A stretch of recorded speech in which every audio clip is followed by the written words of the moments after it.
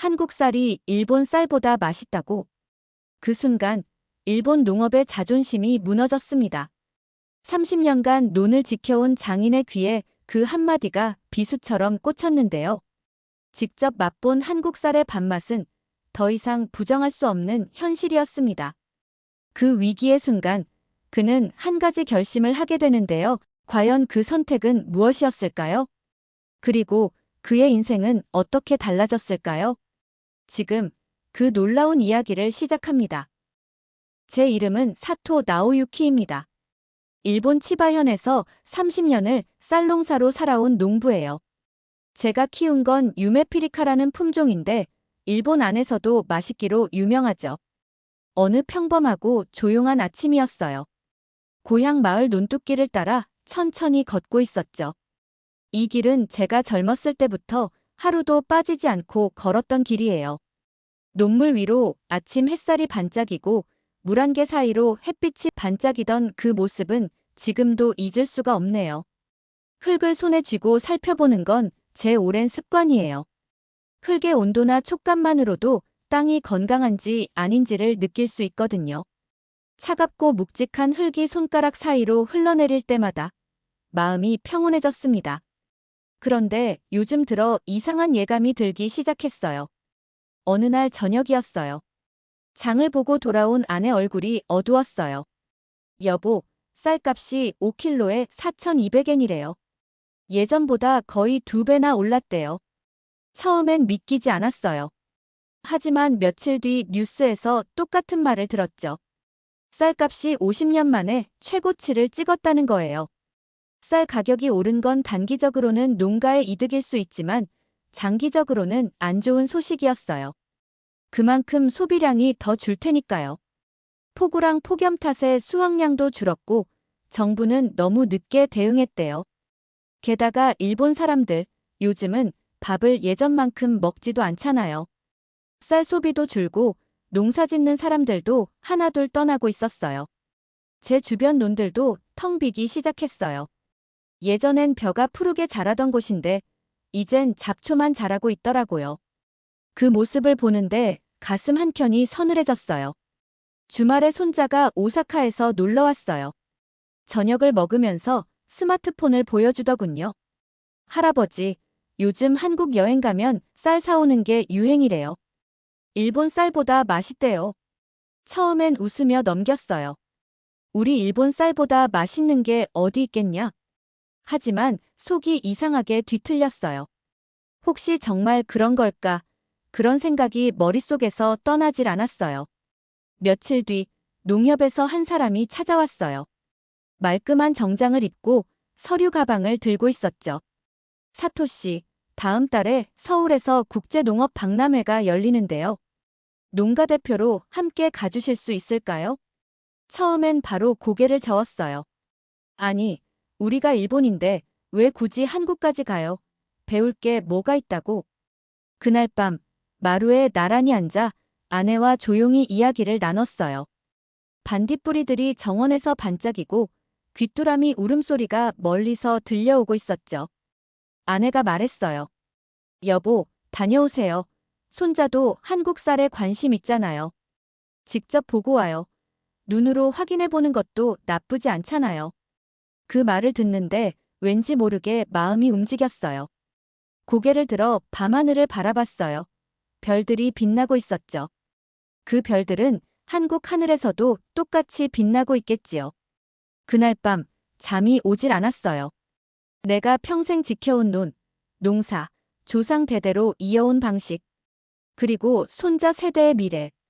이 모든 것들이 머릿속을 떠다녔어요. 우리가 이어온 전통을 계속 지킬 수 있을까? 우리 손자도 나처럼 논을 사랑하게 될까? 생각은 꼬리를 물고 이어졌어요. 해가 뜨기 시작하자 제 방 벽에 노란 햇살이 스며들었어요. 그 따뜻한 빛을 보며 조용히 결심했어요. 그래, 가보자. 한국에 가보자. 그냥 쌀을 보러 가는 게 아니었어요. 우리의 미래를, 내 손자 세대의 미래를 확인하러 가는 길이었죠. 김포공항에 도착했을 때 심장이 두근거렸어요. 일본 밖으로 나와 본 건 이번이 처음이었거든요. 공항은 정말 컸어요. 바닥은 반짝였고 천장에 달린 불빛이 반사되어 눈이 부실 정도였죠. 사방에서 사람들이 바쁘게 움직였어요. 다들 한국어나 영어로 이야기하고 있었고 간판도 익숙하지 않았어요. 어디로 가야 할지 잘 몰랐죠. 작은 여행 가방을 꽉 쥐고 중얼거렸어요. 치바랑은 정말 다르구나. 심호흡을 한 번 하고 사람들을 따라 택시를 찾으러 나갔어요. 밖은 낯선 냄새가 났어요. 자동차 매연, 길거리 음식, 뭐라 설명하긴 어렵지만 한국 도시의 공기였죠. 높게 솟은 유리 건물들이 햇빛에 반짝였고 차들은 쉴 새 없이 달리며 경적을 울렸어요. 모든 게 정말 빨랐어요. 호텔은 작지만 깔끔했어요. 창밖으로는 도시의 모습이 내려다 보였죠. 그날 밤은 잠을 잘 수가 없었어요. 침대는 너무 푹신했고 창밖에선 소음이 끊이질 않았어요. 익숙한 논의 조용함과 귀뚜라미 소리가 그리웠죠. 창가에 서서 서울의 밤빛을 멍하니 바라봤어요. 정말 여기서 해답을 찾을 수 있을까? 한국 쌀이 정말 일본 쌀보다 나은 걸까? 그런 생각이 머릿속을 떠나지 않았어요. 다음 날 아침, 가장 좋은 셔츠를 입고 농업 박람회장으로 향했어요. 전시장 천장은 엄청 높았고 수백 개의 부스가 줄지어 있었어요. 각종 농기계와 작물들이 소개되고 있었죠. 처음 보는 기계들이 많았어요. 자동으로 씨앗을 심는 로봇, 작물 위를 날며 상태를 점검하는 드론, 물과 빛을 조절하는 컴퓨터 시스템. 일본에선 아직도 손으로 논을 일구는 농부들이 많은데 말이에요. 그러다가 한 부스가 눈에 들어왔어요. AI 스마트팜 프리미엄 쌀이라고 적힌 간판이었죠. 호기심에 다가갔더니 젊은 여성이 작은 밥그릇을 건넸어요. 이 쌀은 인공지능으로 재배한 거예요. 매일 컴퓨터가 물, 햇빛, 영양 상태를 관리해줘요. 일본어로 친절하게 설명해줬어요. 밥알을 바라봤어요. 모양이 고르고 윤기가 돌았어요. 조심스레 한 입 넣었어요. 입안에서 퍼지는 맛에 깜짝 놀랐어요. 너무 달지도 너무 찰지도 않았고 부드럽지만 씹는 맛이 확실했어요. 정말 완벽했어요. 40년 넘게 쌀을 지어왔지만 이런 맛은 처음이었어요. 어떠셨어요? 그 여성이 물었죠. 대답이 잘 안 나왔어요. 이 쌀이 우리 쌀보다 낫다고 말하는 건 마치 제 조국과 가족, 그리고 제 인생을 부정하는 것 같았어요. 조용히 감사 인사를 전하고 부스를 떠났어요. 머릿속이 복잡했어요. 밖으로 나와 벤치에 앉았어요. 사람들이 지나가는 모습을 멍하니 바라봤어요. 손잡고 걷는 커플들, 전화하는 회사원, 아이스크림 먹는 아이들. 모두 이 현대적인 삶에 익숙해 보였어요. 그런데 저만 낯설게 느껴졌어요. 마치 다른 시대 사람 같았죠. 그때 익숙한 목소리가 들렸어요. 사토씨? 정말 사토씨 맞으세요? 고개를 드니 익숙한 얼굴이 있었어요. 윤지영 박사였어요. 3년 전 여름, 일본 전통 농업 현장을 순회하는 국제연구 프로젝트의 일환으로 우리 마을을 방문했었죠. 머리는 희끗했지만 눈빛은 여전했어요. 윤 박사님, 반가운 마음에 자리에서 벌떡 일어났어요. 근처의 작은 카페로 가서 커피를 시켰어요. 벽에는 낯선 그림들이 걸려 있었고 잔잔한 음악이 흐르고 있었어요. 스마트팜 쌀 드셔보셨어요? 커피잔을 돌리며 고개를 끄덕였어요. 네, 솔직히 놀랐어요. 윤 박사는 미소 지었어요. 기술은 적이 아니에요, 사토씨. 우리도 전통을 중요하게 생각해요. 다만 지혜와 도구를 함께 쓰는 거죠. 일본에선 농부의 손맛이 중요하다고 생각해요. 컴퓨터가 땅의 마음을 이해할 수 있을까요? 그녀는 조용히 말했어요. 컴퓨터는 농부를 대신하는 게 아니에요. 돕는 거죠. 안경이 시력을 도와주듯이요. 땅의 영혼은 여전히 농부의 것이에요. 그날 밤도 잠이 안 왔어요. 창밖 서울의 야경을 바라보며 고향의 논을 떠올렸어요. 새로운 기술에 설레던 손자의 얼굴도 떠올랐어요. 사람이 떠난 빈 논도 떠올랐죠. 다음 날 일본으로 돌아오는 비행기 안에서 구름을 내려다봤어요. 멀리서 보면 마치 하늘 위 논처럼 보였어요. 그걸 바라보다가 문득 깨달았어요. 변화란 자신을 잇는 게 아니에요. 뿌리는 그대로 두고 새로운 가지를 내는 거죠. 수첩을 꺼내 적기 시작했어요. 치바 농가를 위한 스마트팜 아이디어. 펜이 종이 위를 바쁘게 움직였어요. 몇 년 만에 처음으로 다시 젊은 농부가 된 기분이었어요. 가슴이 뛰었어요. 다시 시작할 수 있을 것 같았어요. 치바의 작은 마을로 돌아왔을 때 겉으로 보이는 풍경은 전과 똑같았어요. 논은 여전히 계곡을 따라 펼쳐져 있었고 산은 마을을 조용히 지켜보고 있었죠. 그런데 제 마음은 예전 같지 않았어요. 아침마다 논으로 나가 흙을 만졌어요. 예전처럼요. 그런데 문득 이런 생각이 들었어요. 내가 놓치고 있었던 흙의 이야기가 있던 건 아닐까? 그날 저녁 손자에게 특별한 부탁을 했어요. 할아버지가 한국에서 뭐 하나 주문하고 싶은데 내가 좀 도와줄 수 있니? 손자의 눈이 휘둥그레졌어요. 한국에서요? 인터넷으로 주문한다고요, 할아버지? 고개를 끄덕였어요. 한국 쌀을 한번 집에서 먹어보고 싶구나. 손자는 환하게 웃으며 스마트폰을 꺼냈어요. 손가락이 얼마나 빠르게 움직이는지 눈으로 따라가기도 어려웠죠. 몇 분도 안 돼서 화면을 보여줬어요. 스마트팜 프리미엄이라고 적혀 있었어요. 이걸로 주문할까요? 그래. 며칠 뒤 작은 상자가 집으로 도착했어요. 안에는 진공 포장된 쌀이 들어있었고 포장엔 한국어로 뭔가 적혀 있었어요. 그걸 손에 들고 있는데 이상하게도 이게 미래를 손에 쥔 것 같은 기분이 들었어요. 그날 저녁 큰 결심을 했어요. 주방에 밥솥 2개를 나란히 놓았어요. 하나엔 우리가 늘 먹는 일본 쌀, 또 하나엔 한국에서 주문한 스마트팜 쌀을 넣었어요. 아내가 묻더군요. 여보, 무슨 실험이라도 하는 거예요? 응, 중요한 걸 확인해 보고 싶어서. 밥솥에서 김이 피어오르고 신호음이 울렸을 때 2개의 흰 그릇에 밥을 담았어요. 겉보기엔 비슷했지만 저는 바로 알 수 있었어요. 우리 쌀은 약간 누런빛이 돌았고 한국 쌀은 눈처럼 새하였죠. 식탁에 아내와 손자를 불렀어요. 오늘은 특별한 시식회를 할 거야. 2종류의 밥을 먹고 어떤 맛인지 말해줘. 처음엔 의아해했지만 묵묵히 밥을 먹기 시작했어요. 부엌엔 시계 초침 소리만 들릴 정도로 조용했어요.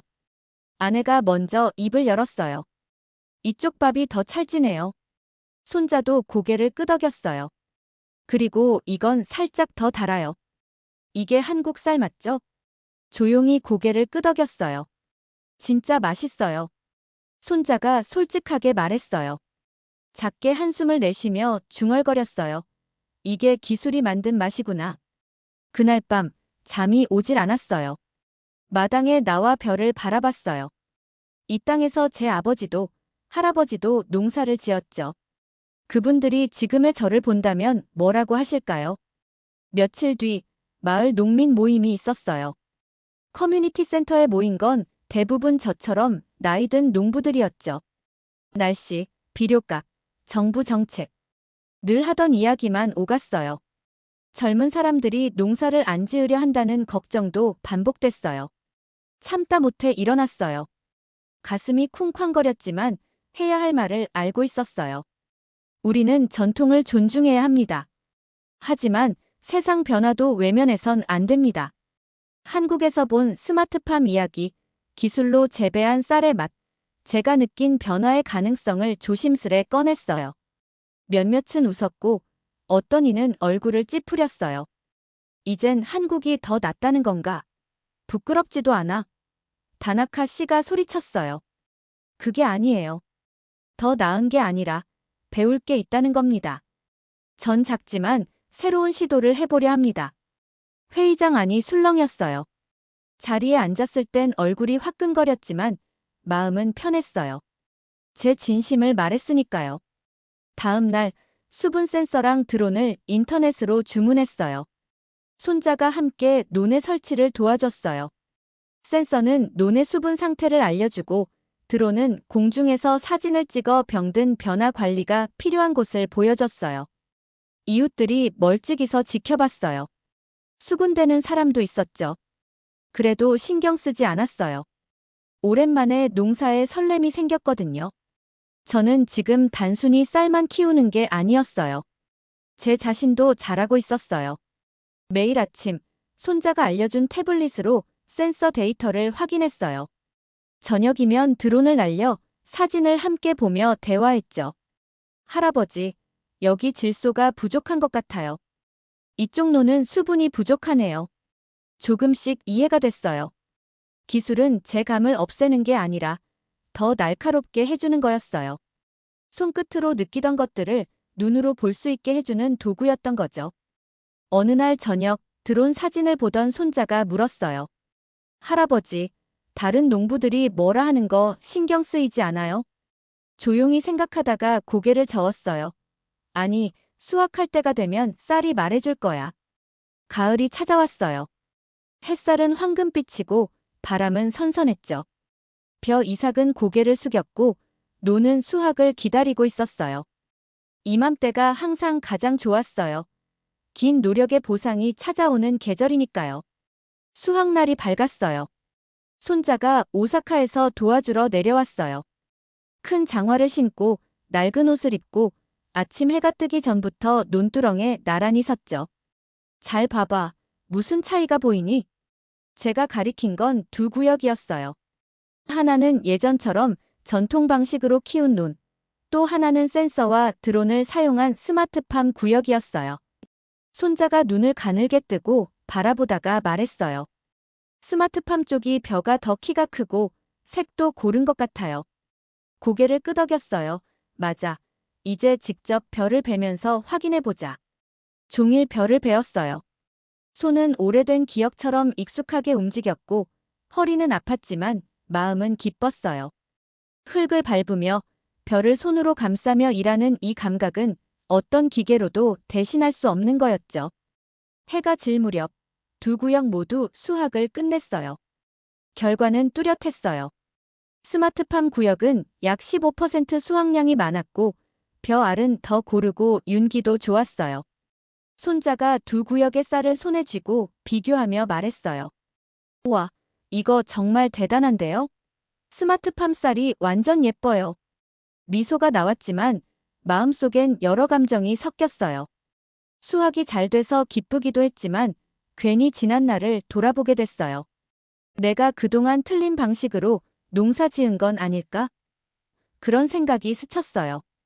저녁 식사 시간, 피곤한 몸을 이끌고 식탁에 앉았는데 손자가 가방에서 종이 한 장을 꺼냈어요. 할아버지, 학교에서 쓴 글인데 꼭 보여드리고 싶었어요.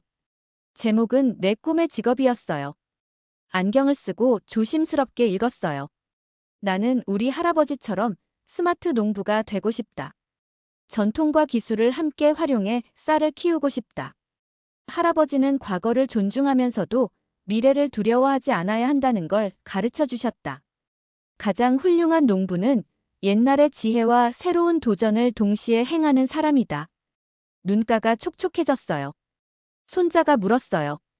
할아버지, 괜찮으셨어요? 말은 안 했지만 손을 꼭 잡아줬어요. 며칠 뒤 한국에서 전화가 왔어요. 윤지영 박사였어요. 사토시, 치바에서의 스마트팜 실험 기사 잘 봤어요. 사진도 정말 인상 깊더라고요. 혹시 한일 농부 교류 프로젝트에 참여하실 수 있을까요? 서로 농법을 공유하는 프로그램이에요. 망설임 없이 대답했어요. 영광입니다. 얼마 뒤 한국의 기술자들이 제 농장에 찾아왔어요. 손자 또래의 젊은이들이었지만 인사도 정중했고 제가 말하는 전통 농법도 귀 기울여 들어줬어요. 그들은 기상 측정 장치, 수질 센서, 작은 제어 컴퓨터까지 설치해줬어요. 설명도 자세히 해줬고 모르면 반복해서 가르쳐줬어요. 이웃들은 멀리서 지켜보다가 점점 가까이 다가오기 시작했어요. 가장 비판적이었던 다나카 씨가 처음으로 말을 걸어왔어요. 이런 장비들 정말 효과가 있는 건가? 수학 결과를 보여줬어요. 숫자가 모든 걸 말해줬죠. 그는 턱을 극적이며 말했어요. 난 너무 늙어서 이제 배울 힘도 없지. 저는 웃으며 말했어요. 나보다 젊잖아. 내가 했으면 당신도 할 수 있어. 그 주 인근 마을에 젊은 농부 히로시가 찾아왔어요. 젊은 청년이었고 손에는 흙 묻은 장갑을 들고 있었어요. 사토 어르신, 스마트팜 기사 읽었어요. 저희 집도 농장을 물려받았는데요. 예전 방식으론 버티기 힘들어요. 저 배워도 될까요? 고개를 끄덕였어요. 이 아이에게서 일본 농업의 미래가 보였어요. 그럼 같이 해보자. 그 뒤로 농장을 찾는 사람들이 많아졌어요. 젊은이도 있고 예전엔 비웃던 이들도 있었죠. 저는 아는 걸 다 나눴어요. 한국 기술자들도 종종 찾아와 새로운 아이디어를 전하고 일본의 지혜를 가져갔죠. 어느 가을 저녁, 손자와 논두렁에 앉아 석양을 바라봤어요.